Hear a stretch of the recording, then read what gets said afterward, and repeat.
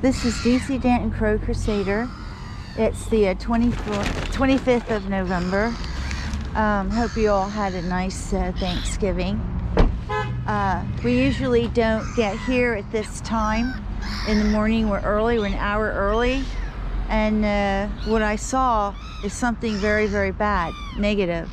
Underneath this tree here, on Darmstrasse here, not this tree, but further there, right across from Hefele, there was a whole bunch of pigeons eating there.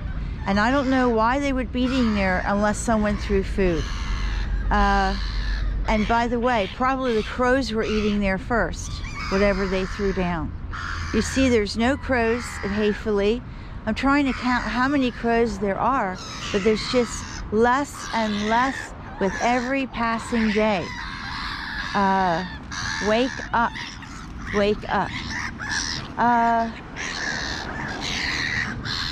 Look at this, 1, 2, 3, 4, 5, 6, 7, 8, 9, 10, 11, 12, 13. From close to 15, we're down to 13, okay? And they would be here. It's 4 degrees outside, by the way. 4 degrees Celsius. Which I think is about, let's see. 0 is 32. So, 4 is around 37. 38. Yeah. Somewhere around that. So it is much cooler this morning. It's the coldest morning we've had so far. Anyway, it's just, see, things are going on here before we get here. And I have to say that's really bad because there isn't anybody who lives down that street by Hefele there that likes birds. They all hate birds. And so they could just walk by and throw something there. In fact, the manager of Hefele's Mercedes 4x4 is parked there. So that's also very suspicious, because how could you throw something over the fence with his truck parked there? Anyway, I'm wondering, it could have been him. So he's poisoning the pigeons and he's poisoning the crows. And that's how it's being done. Okay? So we'll see. There's also pigeons eating here, but I would assume that's okay. They're in that one little spot over there. Miele was very sick last night, and I'm headed over to the vet right now to tell her what I think should be done and see if she's able to do the things I want done with Miele. So we'll see. I don't see any Charlie today. It was really hard for him to get food yesterday. I don't see any Seymour. Of course, we don't hear any anti-bird machine today, do we? Maybe this idiot's not in on Fridays. I don't know. We'll see. Anyway,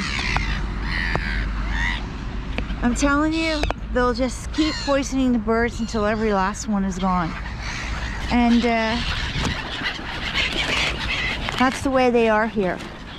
Okay? So, my friend Casey, you love birds? Stand up and do something.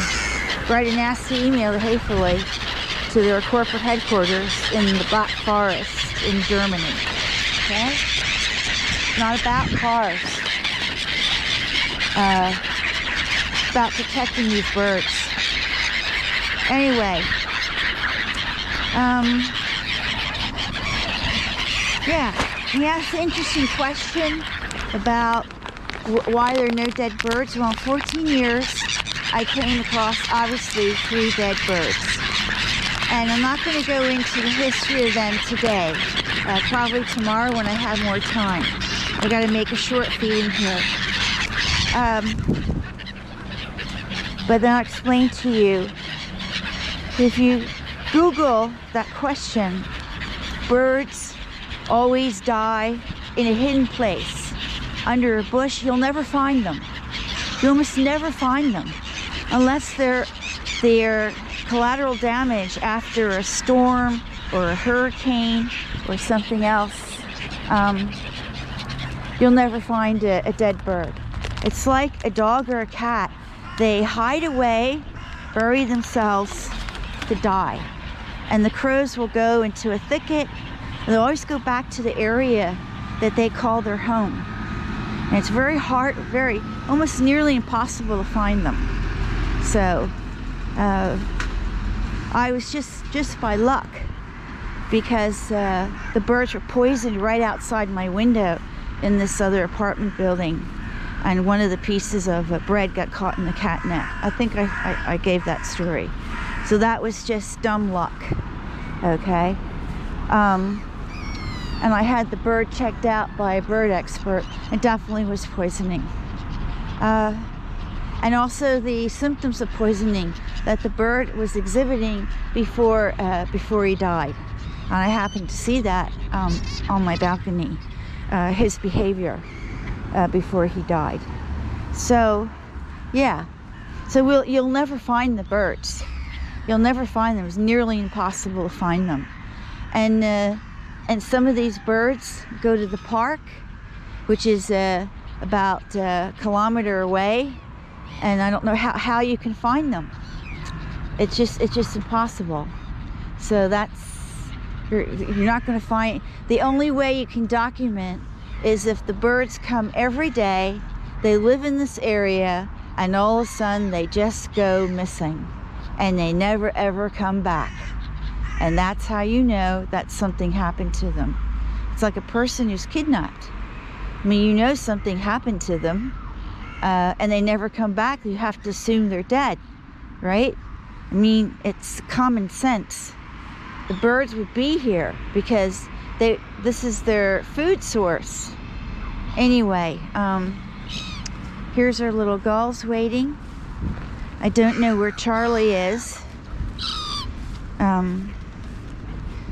Wait for a minute and see if Charlie shows up. I don't see any Charlie, but Charlie was pretty spooked yesterday. The best place for him is on the hood of the car. It's the only place he can really get something. So, yeah, we'll see. Okay, I'm going to shut down this video. So I got a million things to do this morning. And Bryant's got to go to dialysis later. So we'll call this a day. This is DC Danton, Crow Crusader, over and out. And we'll see you later today.